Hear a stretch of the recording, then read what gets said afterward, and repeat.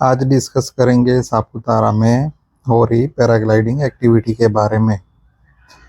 सापुतारा जैसे ही हम अगर सूरत की ओर से सापुतारा जाते हैं और सापुतारा में एंटर होते ही इमीडिएट लेफ्ट टर्न लेना है हमें। बस स्टैंड वाले रोड से जैन मंदिर की तरफ जाना है। जैन मंदिर से जस्ट पहले पैराग्लाइडिंग की ये साइट है और यहाँ पर आपको पैराग्लाइडिंग की ऑन द स्पॉट बुकिंग आप करके पैराग्लाइडिंग कर सकते हैं। मेरा जो बेटा है वो करीब 10 साल का है, उसने यहाँ पर पैराग्लाइडिंग एक्टिविटी की। उससे पहले हमने जांचा परखा था कि किस एज ग्रुप के कैंडिडेट्स को, इंडिविजुअल्स को ये पैराग्लाइडिंग करवा रहे हैं। वहाँ पे करीब 4 साल की उम्र के बच्चों को भी वो लोग पैराग्लाइडिंग करवा रहे थे। परंतु मैं आपको ये सजेशन देना चाहूँगा कि आपका व्यक्तिगत फैसला होना चाहिए कि आपको ये एक्टिविटी करनी है या इस एक्टिविटी को करने का जोखिम उठाना है या नहीं उठाना है। कभी कभी वो हेलमेट भी उल्टा पहना देते हैं, वो फिर हमें खुद से ठीक करना पड़ता है। कई सारी चीज़ों का हमें खुद से ध्यान रखना पड़ता है। पहले आप दूसरों को देख लीजिए कि किस तरह से वो एक्टिविटी करवा रहे हैं, कौन से स्ट्रैप बांध रहे हैं, कौन से स्ट्रैप, कौन से बकल कहाँ पे लगने चाहिए, ठीक से लगा रहे या नहीं। दूसरों को एक्टिविटी करते हुए देखने के बाद जब आपके अंदर ये कॉन्फिडेंस आ जाएगी कि आप कुछ कुछ चीज़ें समझ रहे हैं, सारी तो आप एक दिन में एक्सपर्ट नहीं बनेंगे, पर अगर आप कुछ चीज़ें समझ लें तो जब आपके बच्चे या आपके परिवार के लोगों की एक्टिविटी हो रही है तो आप उसको सुपरवाइज कर सकते हैं, वहाँ पे ध्यान दे सकते हैं। और मैं तो ये भी सजेस्ट करूँगा कि जो पायलट होता है, जो इस पैराग्लाइडिंग को ऑपरेट करता है, इस पैरासूट को ऑपरेट कर रहा है, उसको आप एक बार बोल भी दीजिए कि भाई आप अपने A to Z पॉइंट्स जो है आपके, जो चेक करने की लिस्ट है, वो पूरा आप एक बार चेक कर लीजिए एक्टिविटी करने से पहले। दूसरी एक चीज़ मैं यहाँ पर ये भी सजेस्ट करना चाहूँगा कि अगर कोई पैराग्लाइडिंग एक्टिविटी हम करते हैं तो पैरासूट है वो थोड़ा नई कंडीशन का होना चाहिए। क्या पता पुराने से पैरासूट के अंदर कोई प्रॉब्लम आ जाए या पहले उसमें कोई रिपेयर वर्क किया गया है या कोई मॉडिफिकेशन किया गया है। इसके लिए हमने जो देखा कि हमें नया पैरासूट मिल रहा है तो हम वहाँ पर उसके लिए एग्री हो गए। ज़्यादातर जैसी भी एक्टिविटीज़ के लिए आप जाते हैं, मैंने देखा अक्रॉस द इंडिया, ग्रोपो कैमरा से शूट करने के लिए जो वो लोग देते हैं या वो अपने पास कैमरा रख के उसमें शूट करके उसके करीब 500 रुपीज़ लेते हैं। और इस एक्टिविटी के लिए उन्होंने हमसे 2500 रुपये चार्ज लिया था और 500 रुपये उन्होंने कैमरे के लिए एडिशनली लिए थे। एक चीज़ आपको साथ में ध्यान रखने लायक है यहाँ पर कि इस साइड के ऊपर टूरिस्ट जो है इसको गार्डन समझ के घूम रहे हैं। इसके चलते कई केसेस में लैंडिंग करते वक्त टकराव हो जाता है, टक्कर हो जाती है, एक्सीडेंट होते हैं या लैंडिंग कर नहीं पाते हैं। जो पार्टिसिपेंट इस एक्टिविटी में पार्टिसिपेट करे वो लैंडिंग नहीं कर पा रहे थे, इसलिए हम तो एक कोना पकड़ के बैठ गए, पूरे प्लॉट के कॉर्नर पे आके हम खड़े हो गए थे एक्टिविटी के दौरान। पर दूसरी हर जगह पे ये बार बार टूरिस्ट को बोलने में थोड़ा शर्मा रहे थे, तो मैंने देखा कि लैंडिंग साइट के ऊपर काफ़ी प्रॉब्लम्स क्रिएट हो रहे थे। तो आप जब जाए तो ये चीज़ देखिए कि उस दिन ज़्यादा भीड़ ना हो, या भीड़ हो तो आप अपने परिवार के सदस्य के लिए लैंडिंग के लिए जगह वहाँ पे बनवाएं। आप टूरिस्ट को एजुकेट करें, बोले अपने साथ कोई आए उनको वहाँ से हटाएं, पर लैंडिंग के लिए जगह बनाएं। क्योंकि अगर लैंडिंग नहीं होती है और हवा कम हो जाती है तो ऐसे केस में इस जगह पे लैंडिंग नहीं होगी। पैराशूट की लैंडिंग होगी कि नीचे की तरफ, मतलब लोअर एल्टीट्यूड पे। तो लो एल्टीट्यूड पे दो केसेस में लैंडिंग होती है। एक तो अगर पार्टिसिपेंट का वज़न बहुत ज़्यादा है, पैराशूट ऊपर नहीं उठ पा रहा है। दूसरा कि हवा का दबाव अगर कम है या हवा का फ्लो कम है, तो आप देखेंगे ये नीचे वाले जो गांव है वहाँ पर ये लैंडिंग कराते हैं। तो वहाँ पर ये पैराग्लाइडिंग वालों की एक कार होती है, वो पायलट को, पैराशूट को, पार्टिसिपेंट को, सबको उस गाड़ी से फिर से इस स्पॉट तक लेके आते हैं। टोटल जो ये एक्टिविटी हुई थी ये करीब करीब 7 से 7.5 मिनट हुई थी। एक्चुअली इन्होंने कोशिश की थी 5 मिनट के राइड के बाद लैंडिंग करने की, पर तो फर्स्ट लैंडिंग में सफल नहीं हो गए। तो फिर ये अपोजिट डायरेक्शन में गए और अपोजिट डायरेक्शन से फिर से आ गए। सबसे ज़्यादा जो इसमें ज़रूरी चीज़ है वो है लैंडिंग। लैंडिंग के टाइम पे क्लियर स्पेस मिलना बहुत ज़रूरी है, क्योंकि पैराशूट एक हैंगर की तरह काम करता है और पायलट और पार्टिसिपेंट इसमें पेंडुलम की तरह झूलते हैं।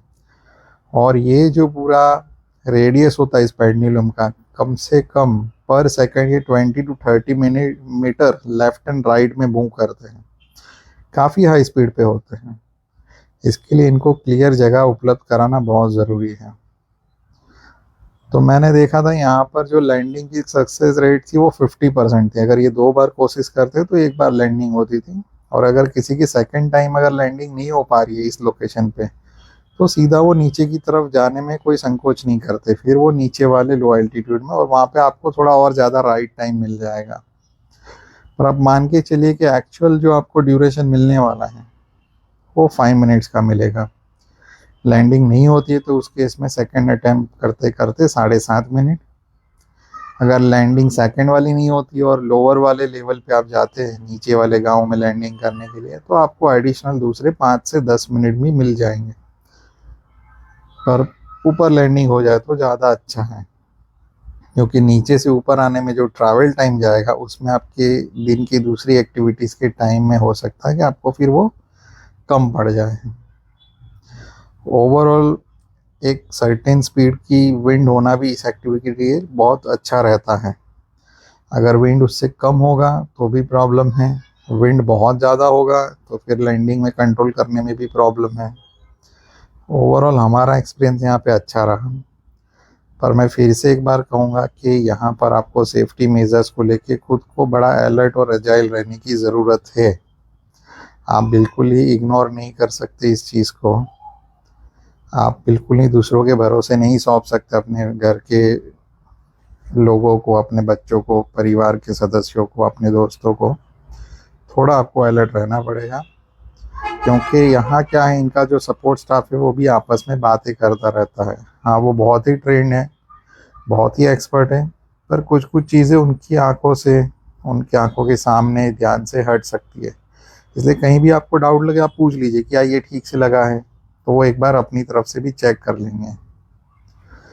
दूसरी चीज़, लैंडिंग टाइम पे वो लोग पार्टिसिपेंट्स को बोलते कि पैर सीधा करना है। उस पर्टिकुलर मोमेंट पे पैर सीधा होना बहुत ज़रूरी है। हमारी आंखों के सामने एक पार्टिसिपेंट लड़की थी जिसने ठीक से पैर सीधे नहीं किए थे, तो वहाँ पर काफ़ी इम्पैक्टफुल तरीके से उसकी लैंडिंग हो गई थी। तो इतनी ज़ोर से आवाज़ आई थी कि मुझे लगा कि शायद इसके पैर ही टूट गए, पर ऐसा पैर टूटते नहीं है, पर माइनर इंजरी होने के चांसेस रहते हैं।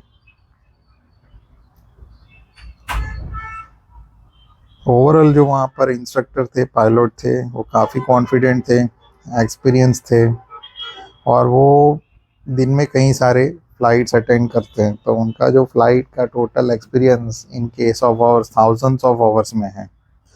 सापुतारा में ये एक्टिविटी सालों से चल रही है। पहले टेबल लैंड से चलती थी, हेलीपैड पे लैंडिंग होता था।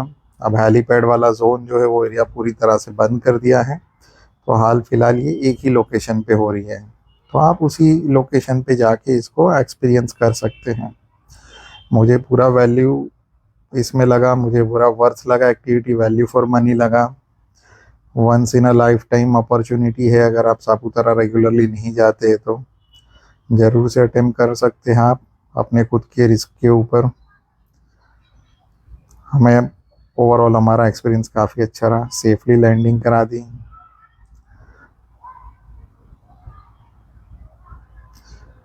तो पहले आप एक बार लैंडिंग देख चुके हैं गोप्रो वाले एंगल से। अब हमने मोबाइल से जो फ़ोन से शूट किया है वो वाला भी आप एक हमारा बी रोल बोल सकते हैं, उसको भी आप देख सकते हैं किस तरह से है। तो देखिए अब पूरा ह्यूमन जो बॉडी है वो पेंडुलम की तरह यहाँ पर झूलता है, और फ्रंट में स्पेस सफिशिएंट होना बहुत ज़रूरी, बहुत स्पीड होती है इसमें। देखिए मिस आउट कर गए हैं। तो ये किसी और पार्टी का है हमारा। हाँ, ये हमारा ही फर्स्ट फेल्ड अटेम्प्ट है।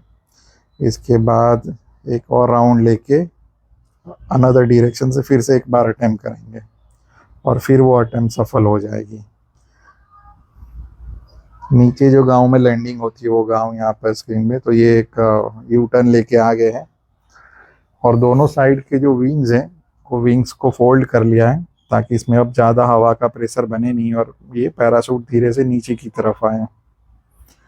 और ये देखिए पूरा अब ये बहुत डेलिकेटली ट्राई कर रहा है लैंडिंग कंट्रोल करने की। फिर से पैराशूट को ओपन कर दिया स्पीड को, वर्टिकल स्पीड को कम करने के लिए, और ये हो गई लैंडिंग। ओवरऑल मज़ेदार एक्टिविटी है, हर एज ग्रुप के लोग इसको पार्टिसिपेट कर रहे थे इसमें, और ज़्यादा वेटिंग भी नहीं था, पार्किंग स्पेस अवेलेबल है 5 में। मैं एडवाइस करूँगा खाना खाने से पहले एक्टिविटी कर लें, हल्का फुल्का कुछ खा सकते हैं बट ज़्यादा खाना खा के एक्टिविटी नहीं हो सकती।